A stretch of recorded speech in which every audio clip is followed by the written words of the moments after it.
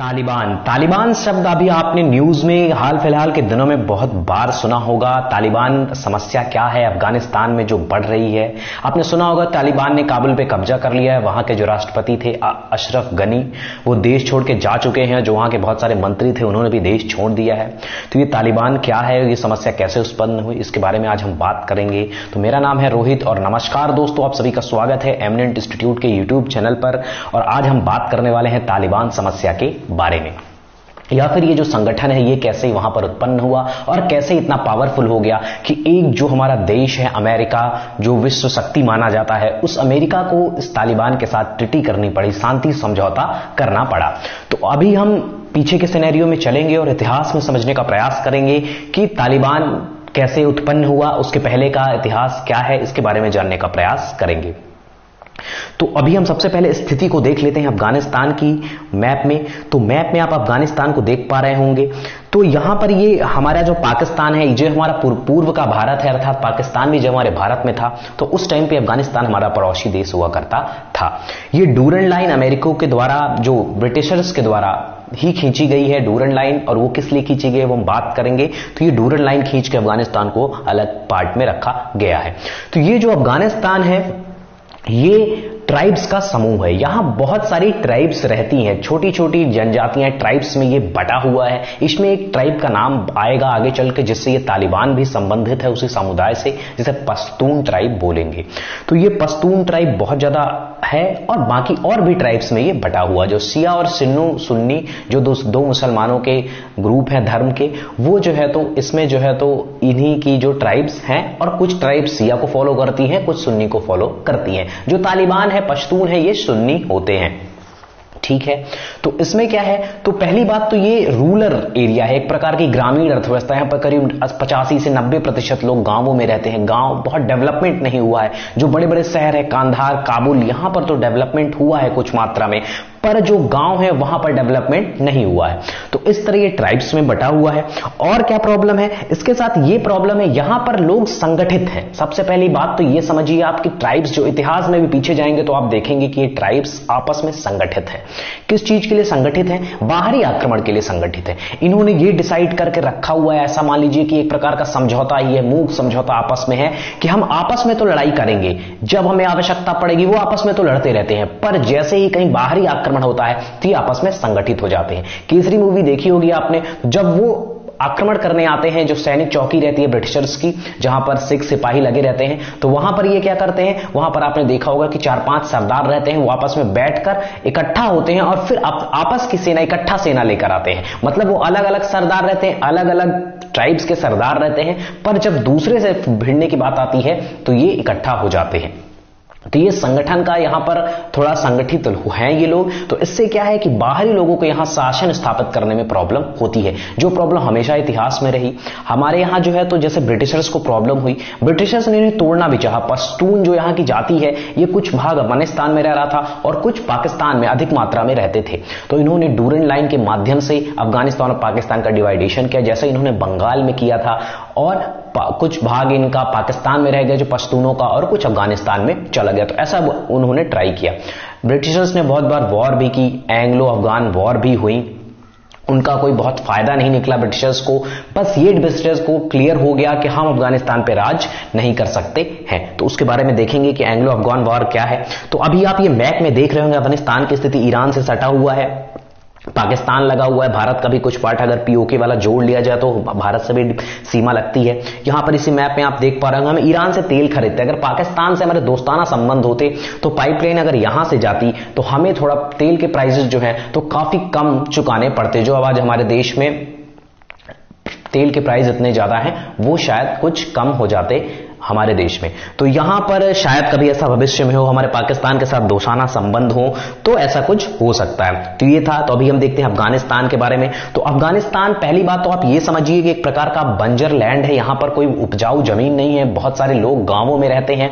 गांवों में आपको वैसे भी पता होगा कि हमारे इंडिया के गांवों में भी उतना डेवलपमेंट नहीं है। तो जब यहां पर शहर ही कम मात्रा में है, गांवों में गांव है बहुत सारे, तो गांवों में डेवलपमेंट भी कम है, तो ये प्रॉब्लम बनी रहती है। तो रूलर क्या होता है, अगर किसी ने कभी जीत भी लिया, गलती गलती से भी, तो क्या होता है कि ये शहरों पे कब्जा करते हैं, जो भी रूलर होगा वो शहर पे कब्जा करेगा, पर जो ग्रामीण एरिया है वो छूट जाएगा। पहली बात तो वहां सड़कों का डिप्लॉयमेंट नहीं है, तो जो बाहर का आदमी है तो वो वहां के रास्तों को नहीं पहचानता, वहां की पहाड़ियों को नहीं पहचानता, तो उसे शासन करने में प्रॉब्लम होती है। और ये जो यहाँ के ग्रुप्स रहते हैं या फिर और ट्राइब्स है, यहां जाके छुप जाते हैं, फिर गुरिल्ला वॉरफेयर ये लोग करते हैं।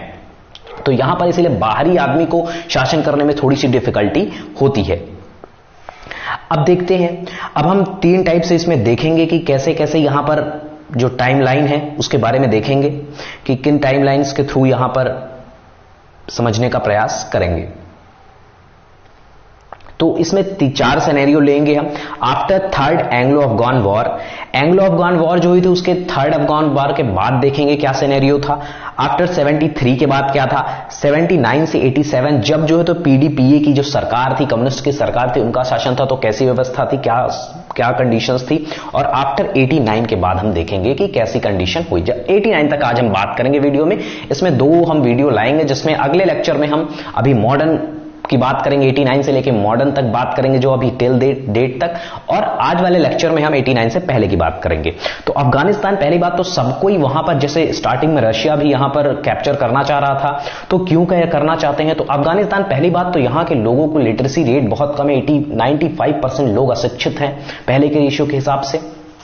तो क्या है कि जब इतने लोग अशिक्षित हैं तो कोई भी देश ये सोचता है, और यहां पर नेचुरल गैसेस के रिसोर्सेज है, तेल के हैं, ओपियम, अफीम और हेरोइन बहुत मात्रा में उगाए जाते हैं।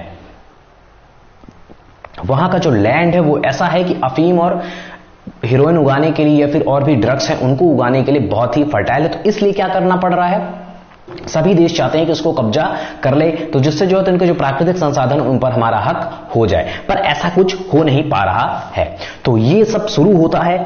पहली बात तो आप सबसे पहले आप ये समझिए कि जो स्टार्टिंग है तभी से कभी अफगानिस्तान युद्ध में ही रहा, क्योंकि आपस में ये ट्राइब्स लड़ती रही और कभी एकत्रीकरण नहीं हो पाया। एकत्रीकरण का सर्वप्रथम प्रयास और अच्छा प्रयास अहमद शाह अब्दाली के द्वारा किया गया था। अहमद शाह अब्दाली ने ही इन सबको संगठित करने का प्रयास किया और संगठित भी किया बहुत हद तक। तो इसे क्या बोला जाता है, अहमद शाह अब्दाली को यहां पर मॉडर्न अफगानिस्तान का फादर बोला जाता है, फाउंडर बोला जाता है, पितामह बोला गया है। तो इसीलिए एक मूवी बनी थी हमारे यहां पानीपत, तो वहां पर क्या बोला गया था, जब पानीपत के टाइम पे ऐसा बोला गया था एम्बेसीज के द्वारा या फिर अफगानिस्तान के जो डिप्लोमेट्स थे उनके द्वारा बोला गया था कि आप मूवी में ऐसा कुछ ना दिखाएं कि उनकी मतलब नेगेटिव छवि बने, क्योंकि हमारे यहां वो राष्ट्रपिता के तुल्य माने जाते हैं, अहमद शाह अब्दाली। तो अहमद शाह अब्दाली के टाइम पर तो ठीक ठाक उन्होंने कुछ हद तक जो है तो इसे संगठित किया, पर बाद में जैसे अफगानिस्तान में अहमद शाह अब्दाली गए तो यहां पर फिर से फूट पड़ी और आपस में फिर से युद्ध की स्थिति निर्मित हो गई और आपस में संगठन समाप्त हो गया, ये एकत्रित नहीं रह पाए।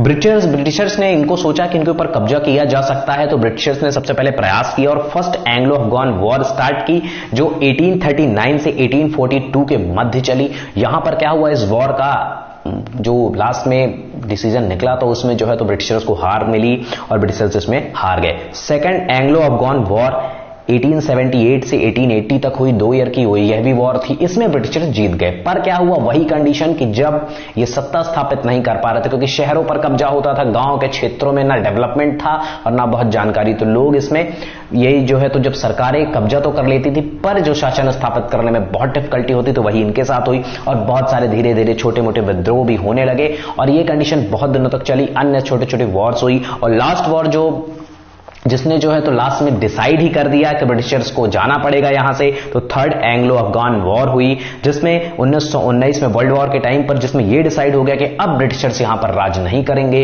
ब्रिटिशर्स को यहां से जाना पड़ेगा। तो ब्रिटिशर्स ने वापस चले आए और वहां पर जो मोनार्की थी उसे शासन वापस दे दिया। तो मोनार्की, राजशाही का शासन स्थापित हो गया। यहां पर राजा बनते हैं 1933 में जाहिर शाह। जो जाहिर शाह राजा बनते ही करीब 40 साल शासन करते हैं, 1973 तक। ये अच्छे राजा थे, इन्होंने विकास करने का प्रयास किया, सभी प्रकार का विकास, सामाजिक स्थिति सुधारने का, सामाजिक विकास करने का और जो पिछड़ापन है उसको समाप्त करने का प्रयास किया अपने 40 साल के टाइम पे।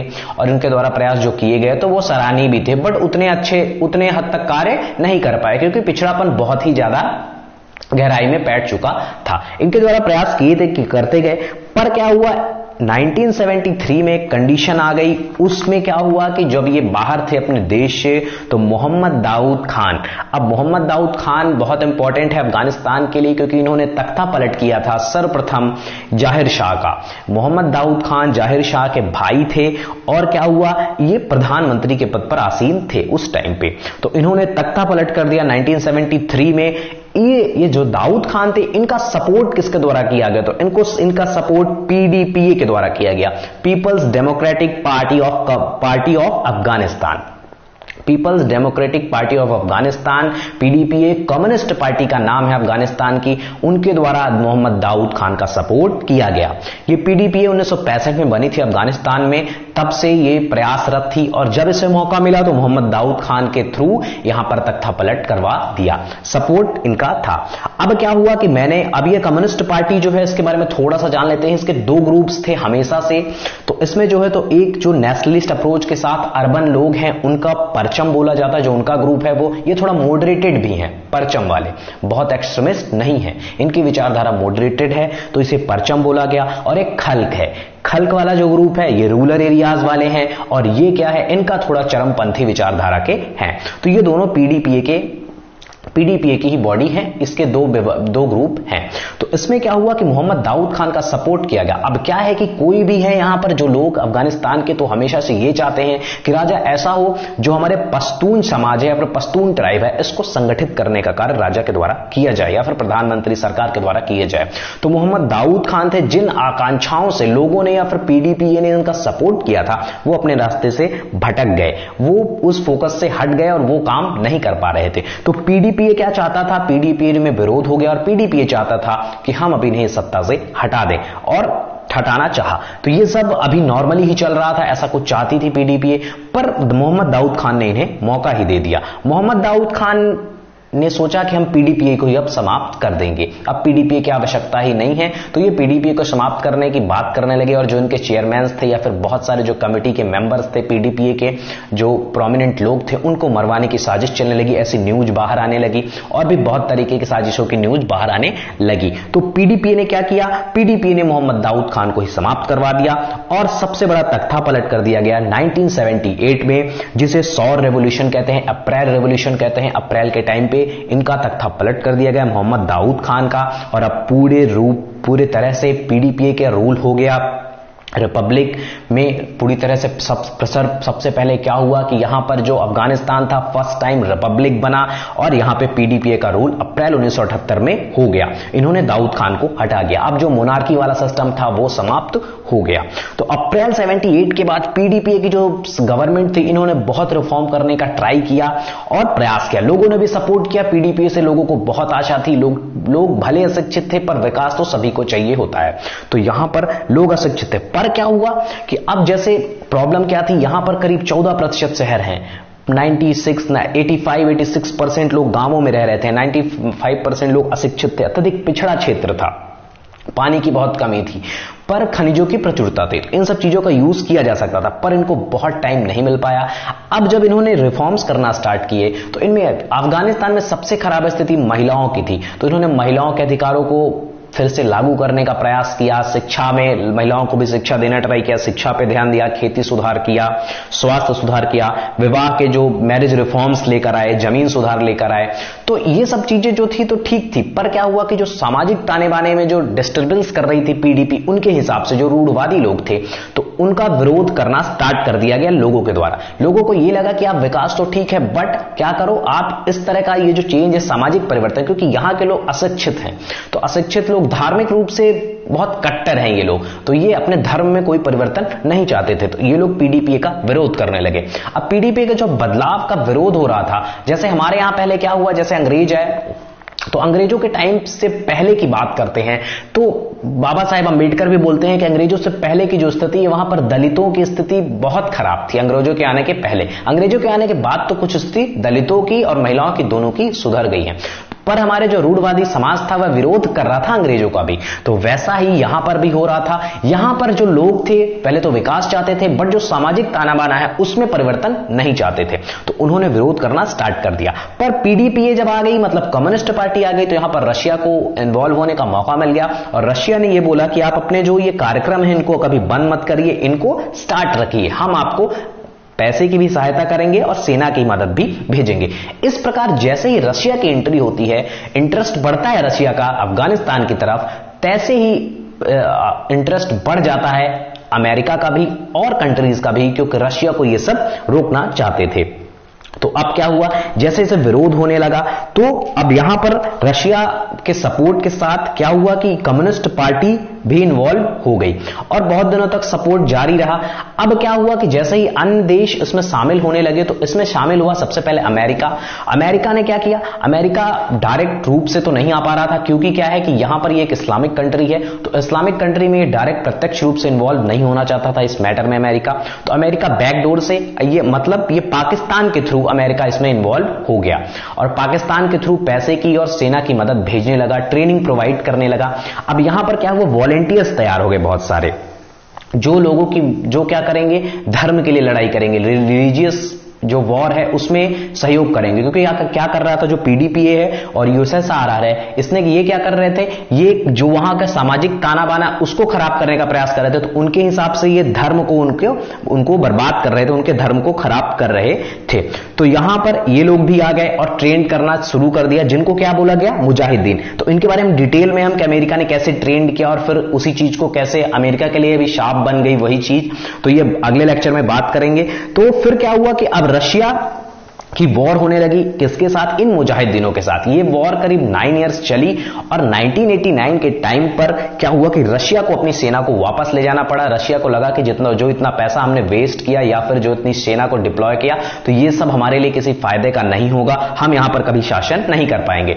अभी यहां पर क्या कंडीशन थी कि अंदर के लोगों के साथ, ट्राइब्स के साथ तो बात करना तो प्रॉब्लमेटिक था ही, इसके साथ क्या हो रहा था कि जो बाहर के देश भी इसमें इन्वॉल्व हो गए थे, सऊदी अरेबिया, चीन और यूके, यूएस, ये सब भी इन्वॉल्व हो रहे थे। तो रशिया को लगा कि ये यहां पर शासन प्रॉब्लमेटिक होगा। तो रशिया में जब मॉडरेटेड सरकार भी आ गई वहां पर रशिया में, तो ये वापस अपनी सेना को रशिया से बुला लिया गया। एक्सट्रीम तो 1992 में होगा, जब सोवियत संघ ने पूरी तरह से अपना यहां पर दखल ही बंद कर दिया और अफगानिस्तान से एकदम से चले आए। पर अभी क्या हुआ, 1989 में रूस ने सेना को वापस बुला लिया, मुजाहिदीनों की जीत हो गई। यूएसएसआर और पीडीपीए को जो यूएसएसआर का सपोर्ट था, सैनिक सपोर्ट, वो बंद हो गया और तालिबान का राइज भी यहीं से स्टार्ट होगा आगे चल के। तो अभी नूर मोहम्मद तारकी खल्क थे, ये भी एक वहां पर रूलर हुए, इनको हटाकर अब यहां पर क्या होता है कि जब रशिया का सपोर्ट होगा तो जब तक पीडीपीए के अंदर रशिया का सपोर्ट है तभी तक वो राज करेगा, और अगर इनका झुकाव किसी और होता है तो रशिया उनको समाप्त कर देता था, मरवा देता था और फिर किसी और को राजा बना देता था। तो इसीलिए लास्ट में कमल बर्बाद लीडर रहे सबसे अंतिम तक। कमाल बर्बाद ही जो है तो अंतिम लीडर थे जो पीडीपी के थे और इसके सपोर्ट, रशिया के सपोर्ट पे बने रहे। तो ये जो रूसी सेना है, तो अभी हम कमल बर्बाद वाला चैप्टर 1992 में देखेंगे। पर अभी क्या है कि इसमें जो है तो रूसी सेना को वापस जाना पड़ा और ये जैसे ही रूसी सेना धीरे धीरे वापस जाने लगी तो जो यहाँ के एक्सट्रीमिस्ट ग्रुप थे, चरमपंथी लोग थे, इनको मौका मिल गया और इन्होंने क्या हुआ, अब ये छोटे छोटे ग्रुप्स भी इसमें जनरेट हो गए थे, बहुत पैसा, ट्रेनिंग और हथियार इनको प्रोवाइड कर दिए गए थे अब अमेरिका के द्वारा और भी देशों के मदद के द्वारा। तो इसीलिए क्या हो रहा था, ये ग्रुप अब चरम पे पहुंच गए थे और अब सीधे जो है तो ये सरकार से मतलब लड़ाई करने के उद्देश्य, सिविल वॉर करने के उद्देश्य से ये लोग तैयार हो रहे थे। तो आगे के लेक्चर में हम 1992 के बाद या 1989 के बाद की बात करेंगे कि कैसे हुआ। पर आप ये समझ लीजिए कि अफगानिस्तान में जो भी समस्या क्रिएट की गई तो ये जो है तो चरमपंथी ग्रुप्स के द्वारा क्रिएट की गई और एक्सटर्नल जो एड था, मतलब इन चरमपंथी ग्रुपों को एक्सटर्नल एड दिया गया बाहरी देशों के द्वारा। और फिर जब यही समस्या तालिबान बनकर उभरी तो बाहरी देशों को भी समस्याएं क्रिएट होने लगी, तब इसके अंत की बात चली और फिर बाकी बहुत सारी चीजें हुई। तो आज का लेक्चर यहीं पे समाप्त करते हैं। तो हमने अभी रशिया के जाने तक का देखा, आगे के वीडियो में हम अमेरिका कैसे यहां पर डिप्लॉय की सेना और फिर कैसे भी वापस करके और काबुल पे कैसे फिर से तालिबान का शासन हुआ और तालिबान के शासन जो 2001 में चला उसको भी हम देखेंगे कि कैसे यहां पर क्या व्यवस्थाएं थी। तो आज का लेक्चर यहीं पे समाप्त करते हैं। हमारे वीडियोस आपको कैसे लग रहे हैं प्लीज कमेंट करके बताइए। हमारे चैनल को सब्सक्राइब करिए, बेल आइकॉन प्रेस कीजिए। धन्यवाद।